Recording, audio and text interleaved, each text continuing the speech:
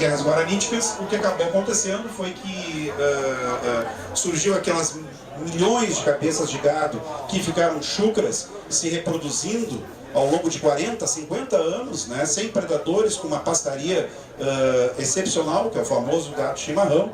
E esse gado, ele fez com que as bandeiras dos paulistas, elas acabassem indo em direção ao nosso território e, obviamente, o objetivo era trazer esse gado para as Minas Gerais. E esse gado, ele serviu não apenas para o abate, mas também foi utilizado na mineração. Então, cidades que, como Ouro Preto, né, então, como Tiradentes, como Mariana, o gado que depois se transformou no gado zebu, uma parte dele vem do nosso gado chimarrão que foi levado. Então, vejam, a ideia da figura do cavaleiro com o laço, né, ela não é totalmente gaúcha. Não eram os gaúchos, não eram os crioulos uruguaios, eram os paulistas que desceram e vieram para cá. Então o que acabou acontecendo foi que era tanto gado que não tinha mais como tu transportar ele, né? Vocês têm que considerar que não existiam estradas. Então a única maneira de tu cruzar o Rio Grande do Sul, ou era pelo litoral, o que nem sempre era possível, ou então pelos campos de cima da serra. E eventualmente esses caminhos eles ficavam muito difíceis de serem transpostos. E aí o que acabava acontecendo é que era mais interessante, então, tu matar esse gado e criar uma indústria de conservação. Como essa indústria de conservação não existia, a única maneira de tu lidar com o gado era desidratando, né? Então o que acabou acontecendo com isso é que a partir daí que surgiu a indústria do charque. Então, gente, a ocupação do Rio Grande do Sul, ela ficou baseada primeiro no litoral. E quem veio para cá, né, para esse litoral, acabou acho que foi a... não foi. Então quem ocupou esse litoral no primeiro momento foram os portugueses e posteriormente os açorianos. E essa é uma das origens da nossa cultura. Então muito das pessoas que hoje estão aqui vestidas de prenda, né, que usam os seus grandes vestidos rodados, né, isso vem da cultura açoriana. Então o que eu quero dizer com isso, né, é que na verdade tu tem uma grande mistura de culturas que vão se sobrepondo. Então essas culturas, elas é que formam o povo gaúcho, né? Então, obrigatoriamente, o nosso estado, até metade do século XVIII, ele é eminentemente agropastoril. Então, assim, e principalmente pastoril. A ideia da agricultura como meio de subsistência, ela é algo novo, porque as estâncias elas foram surgir só na metade do século XVIII. E ela justamente o trabalho nas estâncias é a origem do gaúcho como a gente conhece hoje, né? Só que existe uma situação que é bastante dispar em relação ao que era o trabalho do gaúcho no século XVIII, XIX, desse povo que vai se transformar no nosso povo, e do que o tradicionalismo observa. Então há um distanciamento histórico necessário. E esse distanciamento histórico necessário, ele significa dizer que muitas vezes o tradicionalismo se valeu de uma concepção idealizada do gaúcho, que nem sempre correspondia à verdade. Por quê? Porque o trabalho no campo, ele era tinhoso, ele era severo, não existiam máquinas, né? Não existiam remédios, não existiam comunicação entre as pessoas. O Rio Grande do Sul era um grande deserto verde. Por que nós não temos, nós tivemos escravidão aqui? E aí eu faço um debate de novo com aquela ideia dos lanceiros. Mas não havia necessidade de senzá-los. Por quê? Porque nós tínhamos um deserto verde. O escravo, se tentasse fugir, ele morria de sede, ele morria de fome. Por quê? Porque as distâncias elas eram intransponíveis. As cidades demoraram muito tempo para serem transformadas em cidades de fato. Se vocês pegarem Porto Alegre, se vocês pegarem Santa Maria, Passo Fundo, tirando Porto Alegre, que surgiu no século XVIII, Passo Fundo, Santa Maria, os nossos grandes centros urbanos, todos eles são do século XIX. Então, ou seja, essas cidades elas começaram a crescer a partir do surgimento de uma nova concepção agrícola dentro do estado. Por quê? Porque o gado e as charqueadas, eles começaram a perder o sentido. E uma coisa muito importante a gente esquece, o gaúcho que lidava com esse gado chucro, ele na maioria das vezes, ou ele era o crioulo, que era a mistura do espanhol, do português, com o índio, ou ele era o escravo. Então assim, por que os lanceiros negros eles foram uma grande tropa de cavalarianos, porque eles eram exímios cavaleiros. É deles o conhecimento, por exemplo, do manejo com a lança, não é do homem branco. Né? Até porque a maioria desses escravos, alguns que eram advindos da África, eles já manejavam a lança nas suas tribos. Então, essa é uma das razões. Por exemplo, a bombacha, existe toda uma discussão imensa sobre o uso da bombacha. Ah, a bombacha foi criada no Rio Grande do Sul, a bombacha foi criada na Argentina. Não! A bombacha é uma indumentária inglesa, é uma indumentária de guerra. Ela foi feita na Guerra da Crimeia. Quem usava eram os zuavos africanos, que era uma tropa colonial inglesa que lutou nessa guerra. Os ingleses estavam vivendo lá sua plena revolução industrial no século XIX, produzindo milhares e milhares de peças de algodão. O que acabou acontecendo com isso? Acabou acontecendo com isso que houve milhares de sobras de guerra que foram traficadas para a América. Então, assim, todos os exércitos, sejam das potências platinas, que estavam se tornando independentes no século XIX, seja o exército imperial, na área principalmente da cavalaria, utilizava as bombachas da Guerra da Crimeia, que é aquele bombachão largo que a gente costuma ver, que tem origem árabe. Então, assim, o que acaba acontecendo é que a história vai sendo transformada ao longo do tempo e vai sendo desmistificada, né? Ou por estudo ou pela ignorância. Ou tu mistifica ela novamente, criando novas versões, ou então tu a transforma a partir da elucidação e do estudo. Então, assim, é claro que muita gente, por exemplo, quando a gente vai falar sobre um tema que é muito controverso dentro da nossa história, que é a Guerra dos Farrapos, né, normalmente os historiadores tendem a considerar que a guerra foi uma grande derrota militar, foi uma derrota militar flagrosa, diga-se de passagem, mas foi uma derrota militar que custou muito caro para o Estado.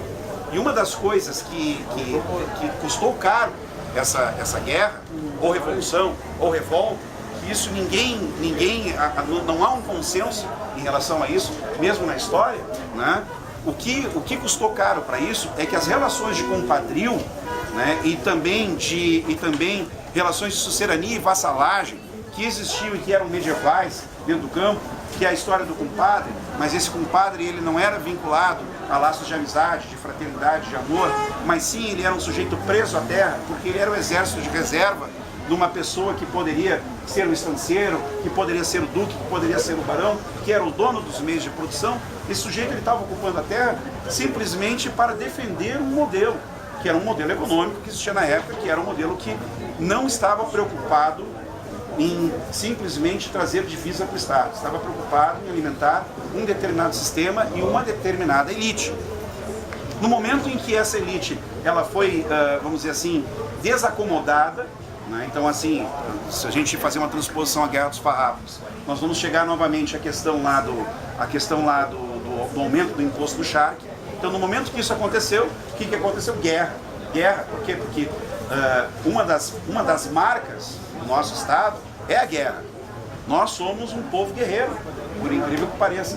Hoje, a nossa veia militar, ela tá, vamos dizer assim, transparecida em outras paragens, né? Então, ou tu é direita, ou tu é esquerda, ou tu é PT, ou tu é direita, ou tu é maragato, ou tu é chimango, né?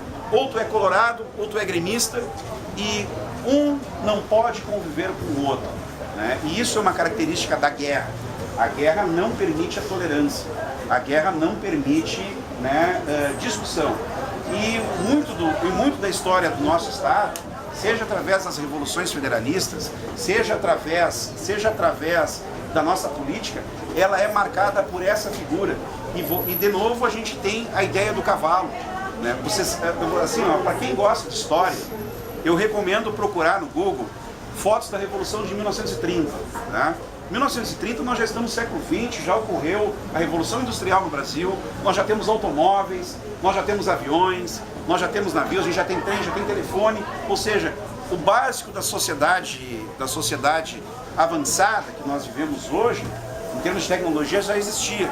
Mas qual foi o ato mais simbólico da Revolução de 1930? A gauchada ir lá e amarrar o cavalo no Obelisco, em São Paulo, com seus cavalos crioulos, né? de um piquete.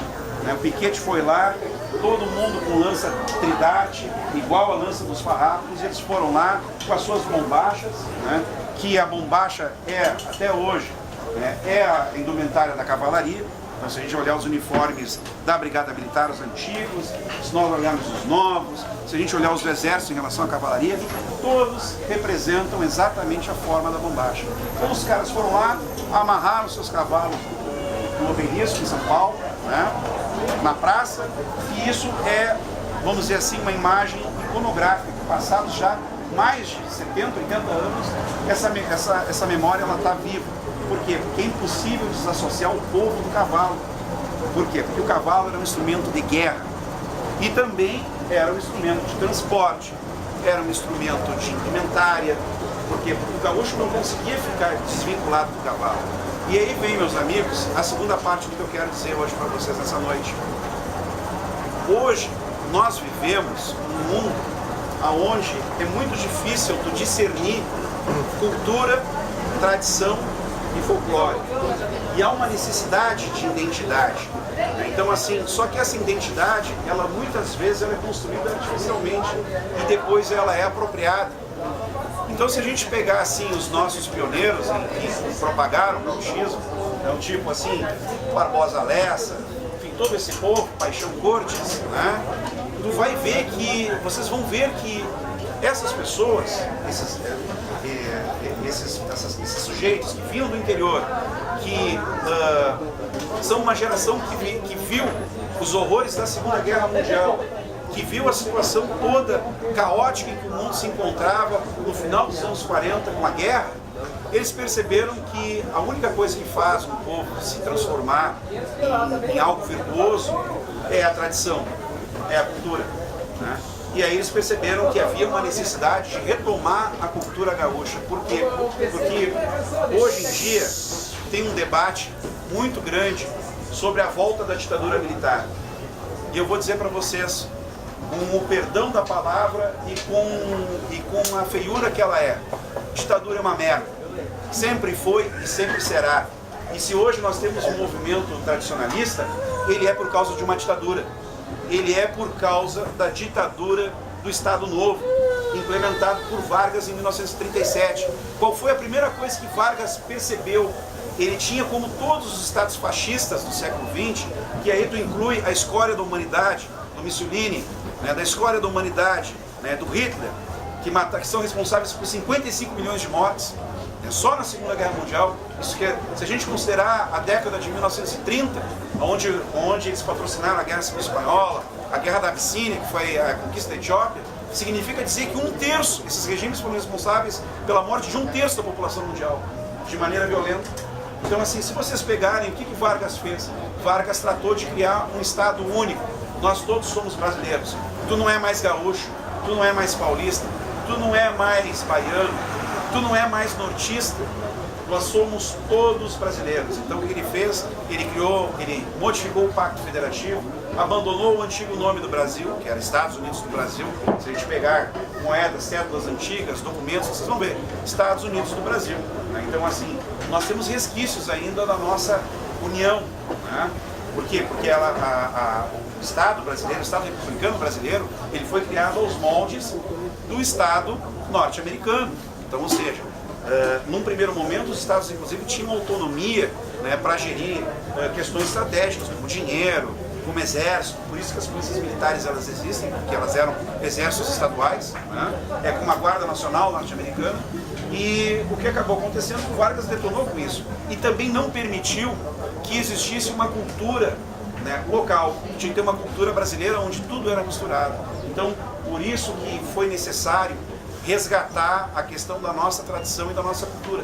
Só que o problema é que a maneira como isso foi resgatado é que é questionável, porque celebra apenas aquilo que interessava a quem aquelas pessoas lá, nos seus distantes 1947, né, representavam, que era o estancieiro, era o burguês, era a pessoa que tinha dinheiro, que detinha os meios de produção, que já tinha provocado um primeiro, vou usar uma palavra feia, difícil do alemão, já tinha provocado o primeiro Volkswanderung, né, que significa o quê? A caminhada dos povos. Já tinha retirado a população do interior tradicional, já tinha retirado essa gente, já tinha mandado para correr, já tinha acabado com os pequenos ranchos para formar grandes latifúndios. Então o que acabou acontecendo foi que essa população que ficou desprovida da terra, ela veio para a cidade e ela se misturando com outras pessoas que já estavam na berlinda do sistema, e aí a gente pode incluir os descendentes de escravos e outros tipos de trabalhadores humildes, formaram o primeiro operariado. Então assim, ó, o que acabou acontecendo? Acabou acontecendo que, por uma ironia do destino, esses agricultores, essas pessoas que trabalhavam com a terra, que podem ser os avós de vocês, os bisavós, então se vocês procurarem histórias de família, vocês vão ver que há histórias muito parecidas, né, em que as pessoas se deslocam do interior porque perderam as suas terras para vir tentar a sorte grande na cidade. Então assim, esses caras são os sujeitos que são empregados nas indústrias Gerdau, nas indústrias Matarazzo, que existiram aqui, né, o Matarazzo teve uma fábrica aqui, na fábrica de cofres Berta, nas indústrias de substituição, porque vocês têm que considerar que o Brasil sempre tentou se industrializar, e a industrialização no Brasil ela nunca foi pensando, né, na questão do campo, e sim em interesses exclusos. Nós demoramos muito tempo para investir no agronegócio, na agroindústria. Né? A agroindústria é uma ideia nova no Brasil, ela é uma ideia que vem lá da década de 1950, enquanto que outros países já tinham alta rentabilidade nos seus produtos agrícolas, nas suas produções agrícolas, antes da Segunda Guerra Mundial. Nós ainda estávamos usando o arado puxado a cavalo, fazendo queimada, destruindo o solo, não pensando no cruzamento de sementes para criar culturas mais potentes. Então, o alemão e o italiano, quando imigra no século XIX, ele é o sujeito que pega e muda essa mentalidade. E ele é que investe em pequenas e médias propriedades com alto rendimento produtivo. Não é à toa que, se a gente pegar o mapa do Rio Grande do Sul, vocês vão ver que os municípios lá de cima do norte, eles são bem pequenininhos. E os municípios da metade sul, eles são muito grandes. Por que isso? Basicamente porque a metade sul não se desenvolveu. Continuou com a ideia do plantation, com a ideia de ter uma monocultura cercada numa tradição histórica, né, que não tinha nada a ver com o mundo do século XX. Então, meus amigos, só para já no caminho para o final, o que eu queria dizer para vocês é que esse povo que veio foi quem deu o componente final para nos formar o que somos hoje. Que é esse povo cosmopolita, por um lado, tanso para outro, principalmente na política. Né? Lamento dizer isso para vocês, mas somos tansos na política. Vejo verdadeiros absurdos. Quem tem rede social percebe isso claramente. A gente vê verdadeiros absurdos que estão vindo aí no Rio Grande do Sul, coisas que nós lutamos décadas a fio. O movimento sindical, nós estamos aqui num piquete de um sindicato, o movimento sindical lutou décadas a fio, assim, ó, vidas foram arruinadas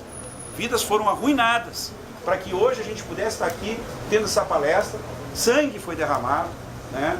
E tem gente que quer volta de ditadura, tem gente que quer volta da supressão das liberdades individuais, tem gente que quer impor a sua visão em detrimento das outras. Então, ou seja, tudo aquilo que se lutou, que o nosso povo lutou de uma maneira ou de outra, não é à toa que a primeira prefeitura do PT foi aqui e foi um governo muito avançado, não é à toa que a gente sediou o Fórum Social Mundial, não é à toa que a gente teve um movimento vanguardista, né, aqui em termos de tradição gaúcha, não é à toa que a gente teve um movimento vanguardista nas artes na década de 50 e 60, não é à toa que a gente tem uma Elis Regina.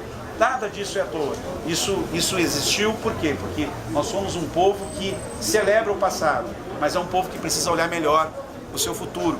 E a única maneira de olhar melhor o futuro é examinando o passado com critério, examinando o passado com, no mínimo, com um olhar crítico, para que esse olhar crítico não se transforme também numa forma de segregação. Era isso, muito obrigado. Aproveita a festa.